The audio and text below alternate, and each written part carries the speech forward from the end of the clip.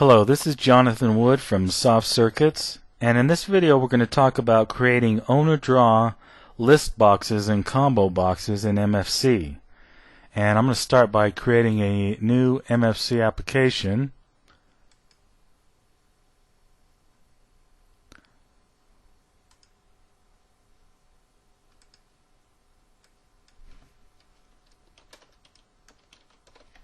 I'm going to call it owner-draw. And all we're doing here is showing a combo box, so we're just going to use a dialog-based application, and I'll accept the defaults for everything else. Now if we go to our resource view,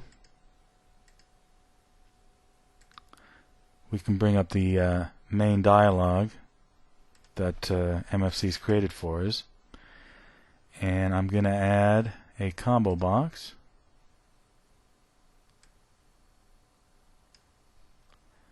And we'll give it a label.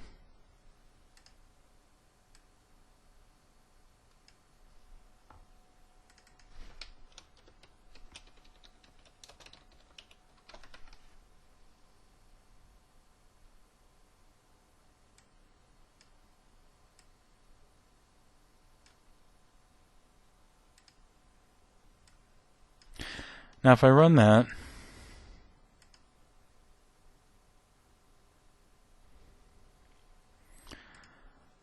the combo box is, I'm sure you're familiar with it. It's basically a list box that folds up to just show one line, so it takes up less room on the screen. And so there's a fair amount of logic involved with that. And by default, it just displays strings of text for each list item. And so what we're going to do is we're going to do an owner draw. And what happens with an owner draw combo box, and the same rules go for owner draw list boxes, is if we flag the control as an owner draw control, when Windows paints it, as it paints each item, it will call our code and allow our code to paint the items. So in order to do that, we need to set some properties of the combo box. And one of the properties is owner draw, and the default is no. And there are two options for owner draw. There's fixed and variable. Now fixed and variable refer to whether or not each item can be a different height. For some types of owner draws, you might want to be able to specify the height of each item. Unfortunately, that doesn't work for MFC controls in this way, in the way that we're going to do it. And the reason is because Windows sends the messages that request the height of the items before the MFC control class has hooked the control. That is, before it's hooked the control in order to capture messages that are sent to that control. So we don't really have the option. It gets a little more complicated if you want to do that. But for this, we're just going to use fixed. And what that means is that the height of each item will all be the same, and they'll be the same height as if we had just a regular combo box with strings. And that'll work for this, for our example. Now on the type, we want a drop list. A drop down allows a user to type in. We don't want anything to be typed in. And another option is has strings. Now it's possible to create an owner draw combo box that has strings, and we just draw the strings in a particular way, or maybe we just ignore them altogether. But in our case, what we're going to draw is color bars, and we don't need any strings, and so we're just going to leave it as false, which it changed to when I selected an owner draw. And one other thing is the sort property. Now since there's no strings, it can't sort, and if we leave this true we will get an assert in the MFC library. So we'll set sort to false.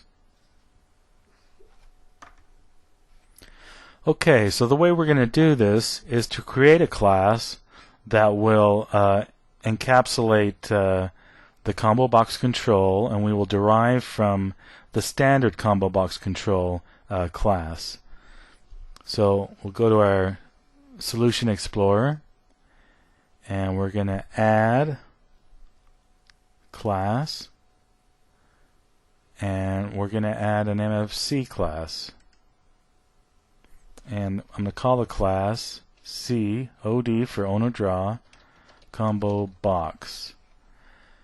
And our base class needs to be the regular combo box.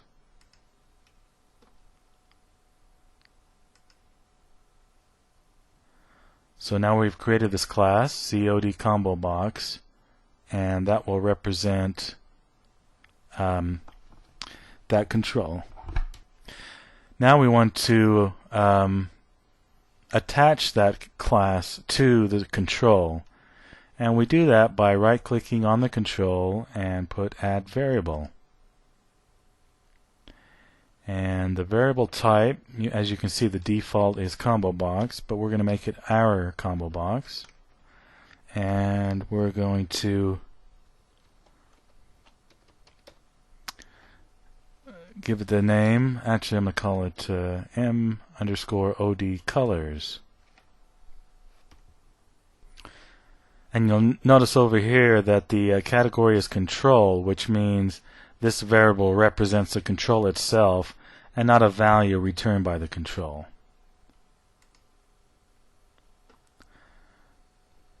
So now we'll go to our combo box class, and we need to add some code in this. And by going into the message map, we can go to the overrides, and we can override the draw item method.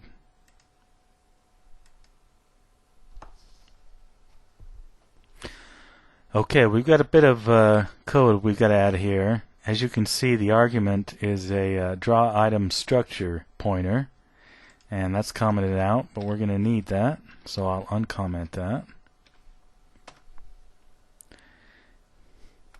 And we could go straight to Windows to draw this, but we'll make use of MFC to make this as easy as possible.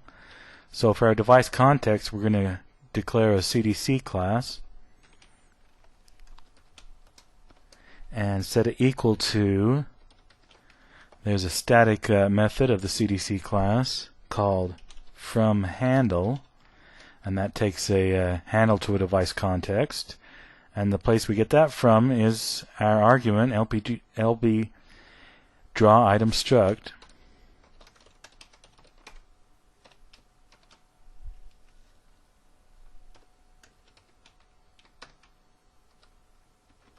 So we can now use our CDC class for drawing.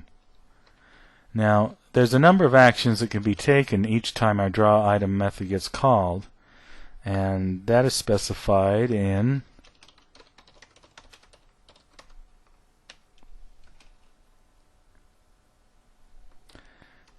the item action member of that structure. So we'll have a switch statement that branches depending on that.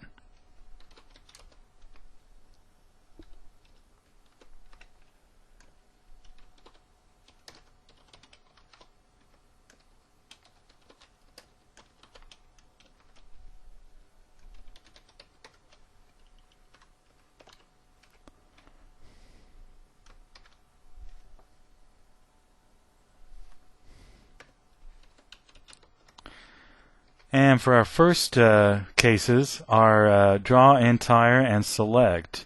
And the draw entire is just when the item needs redrawing, and select is involved when the selection is changed. But for our purposes, we're just going to draw the whole item in either case. So we'll have a common handler for both of these actions. Note that the draw item gets called for each item in the combo box that needs to be drawn, and not just ones for all the items. So keep that in mind. And I need a few local variables here, so I'm going to set off some brackets and declare a brush. This is a device context object, and I also need a pointer to a brush. Need a color reference.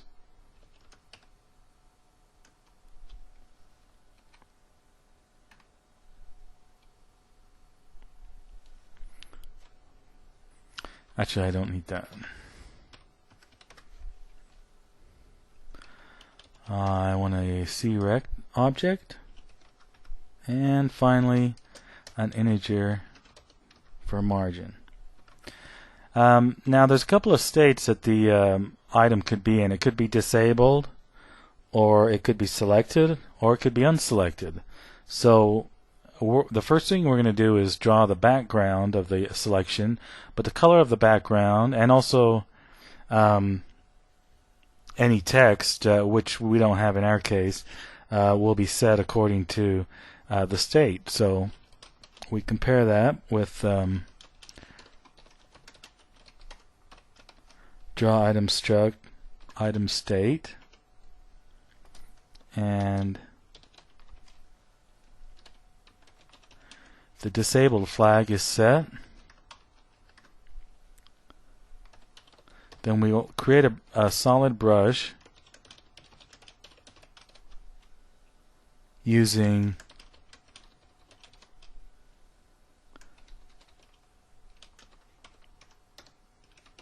the button face system color, and that's normally just gray. I know that stuff's changing on some of the new versions of Windows, but we'll use that for a disabled color.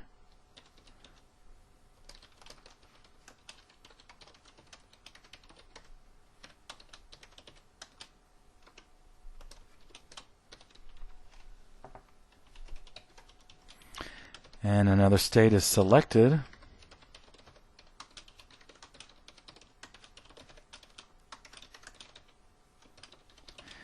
And if the item's selected, we'll use the highlight color, the system highlight color for the background.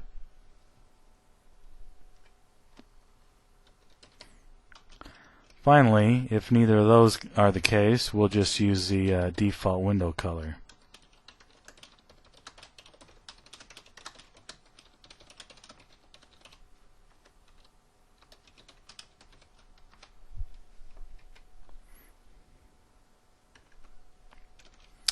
So now we have our color. We're going to paint the background.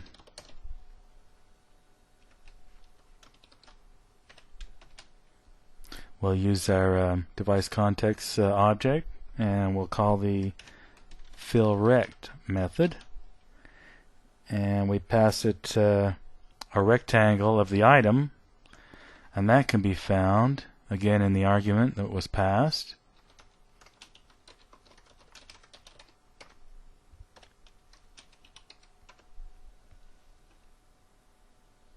And we also pass it a brush that now has the color that we want our background to be. And once we're done with that, we can go ahead and delete the brush object that we created. And now what I want to do is print a color rectangle inside of the selection. Now, we don't want the color to fill the entire item, because then you can't tell if it's selected or not. We need a border around the edge so that the highlight colors still has an area where we can show that. So I'm going to put one more test though here and say if the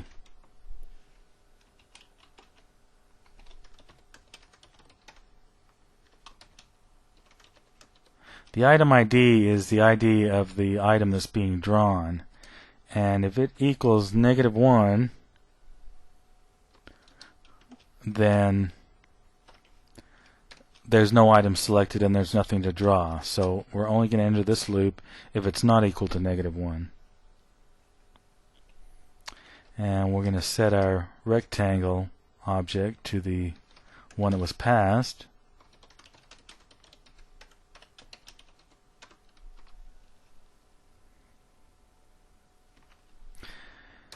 And we're going to calculate a little margin to put around it. So that's going to be equal to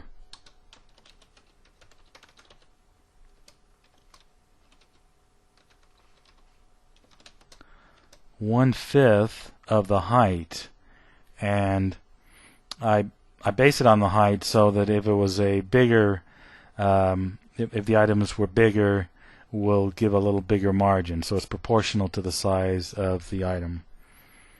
And we'll adjust our rectangle accordingly.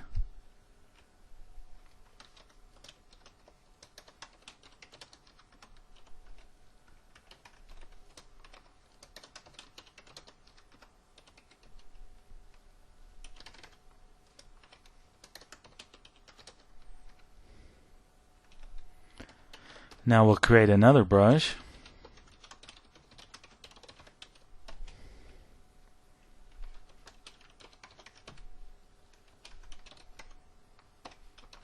And the color is going to be the item data.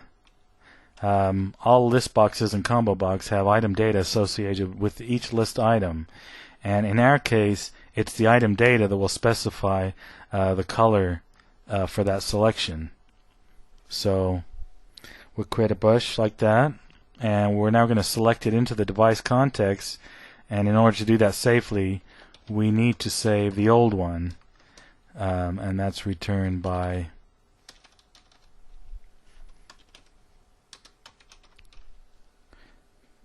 the select object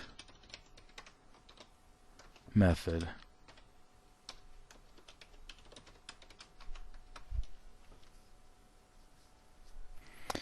And finally we can draw a rectangle.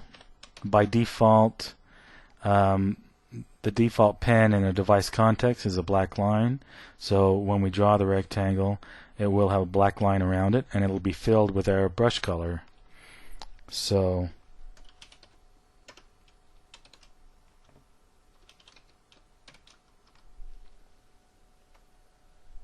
and finally we'll select back our old brush so we can delete the one we created, and it won't still be selected into the device context.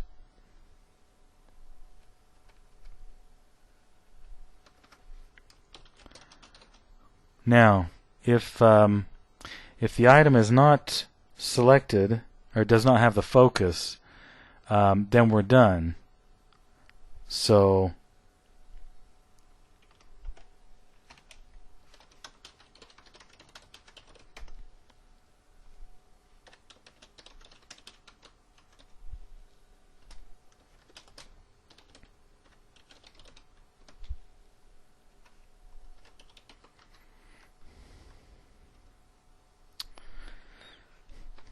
okay, but there's also another case where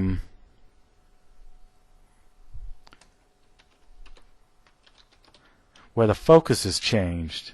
If you remember back up here, we're in the switch statement where we're looking at the item action member for this item.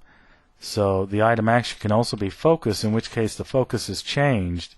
And if the focus changed, all we really need to do is redraw the focus rectangle, so there's really no need to redraw the entire item.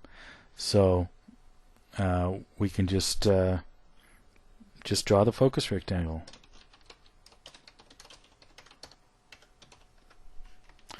And we do that by calling the draw focus rect method, and we pass the rectangle that we were given.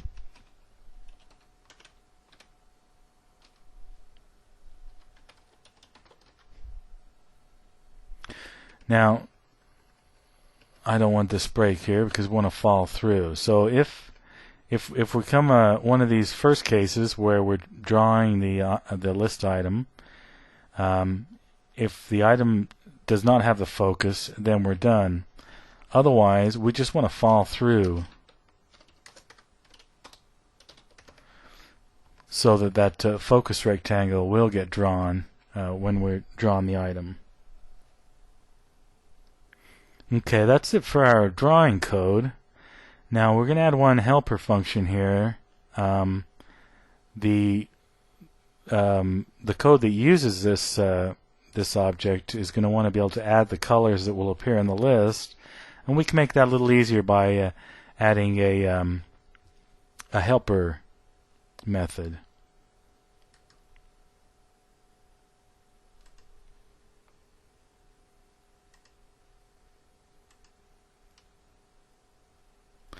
So we go to our combo box class, and we're going to add a function, and the function name will be add color, and it will take an argument, a color ref argument.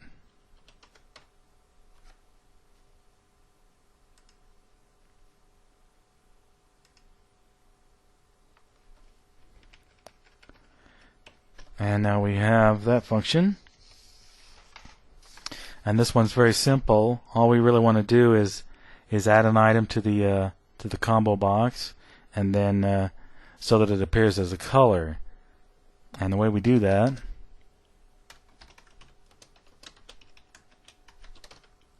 items are added using add string.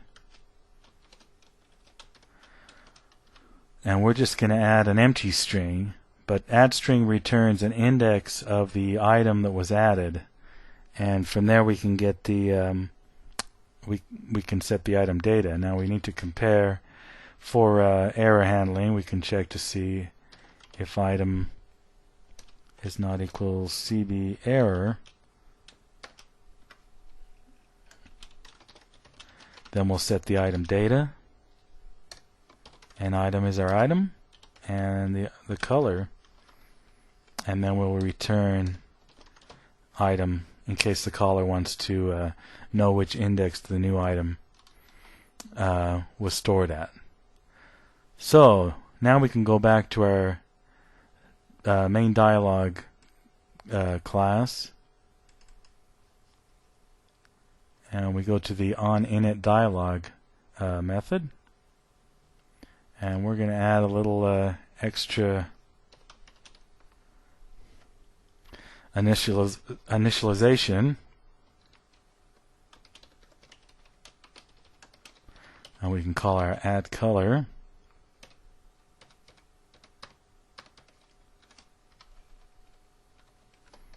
and let me come up with a few colors here.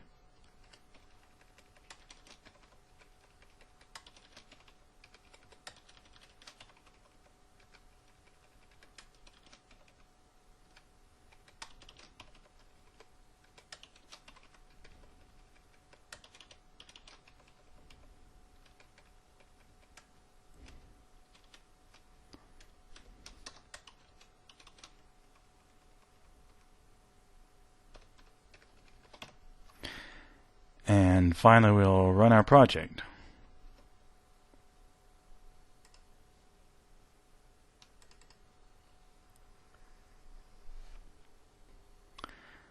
I forgot we're passing a pointer there.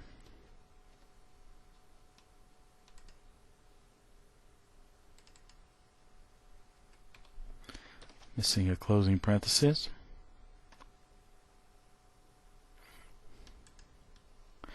And here's our owner draw combo box. You can see that each item, instead of a string, shows a color bar. You can see that there's a highlight color around the currently selected color bar. And if you look carefully, you can also see that there's a little focus rectangle, that dotted line around the selection. I think I mentioned the steps to do a list box owner draw are virtually identical, although it does require you can't use the same code because the messages and flags are different for list boxes than they are for combo boxes. But same principle and same logic for the both of them.